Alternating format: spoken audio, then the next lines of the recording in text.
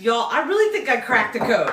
Like, I thought I was being scammed. I'm so glad that I didn't get scammed, but I really thought, I was like, this is going to be a scam, but, you know, it's worth it to try. Because if y'all know, we went on our first cruise back in November. Like, me and my husband had never been on cruises before. And we were going on this cruise for a friend of ours, right? It was $3,000. Now, luckily, we booked the cruise like a year in advance of us cruising so you can make payments and stuff. But I was like, how are people going on damn cruises every other month if they're paying $3,000? Because that was a lot, and that was just for our tickets to get on.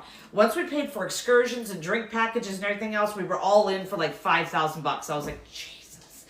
So I was like, well, let's enjoy it because this is going to be our last cruise, right? But I will tell you this right now.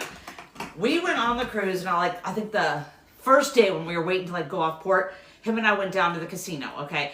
We put in $100 because like we're waiting to like get out to sea so we can do some fun things. Well, we put in $100. We ended up winning 600 of the casino's money, right? So we're like, yes. So we started playing off of that, playing off that money.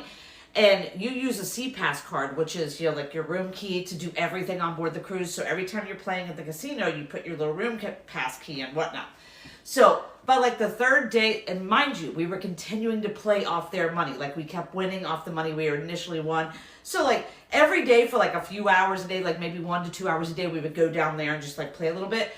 By the fourth day, a bottle of wine was left in our room from the casino, and a little thing was put under our door saying, hey, if you want your next cruise for $200, come to this Lido deck and go ahead and book it before you get off the cruise. I'm like, shut up. $200? No. Like, there's some gimmick, there's something going on with it. So we went up to the Lido deck with our little thing, and she was like, yeah, all you have to pay is the $200 and then any port fees for the port that you pick. And I was like, yeah, what are those going to be?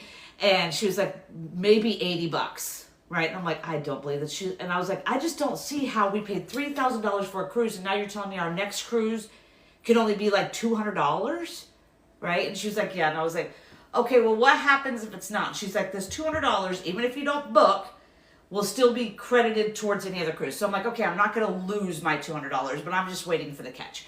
And she said, before we get off board, we have to pay the $200, which we did.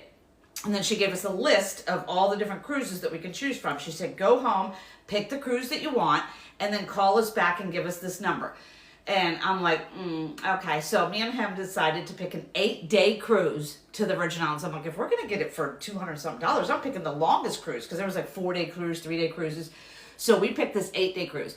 And I told him, I put it on speakerphone. I guarantee you, I'm going to call these people and tell them which cruise I want. And be like, oh, well, there's this fee, there's whatever. So I said, yeah, we've picked the 8-day cruise going to the Virgin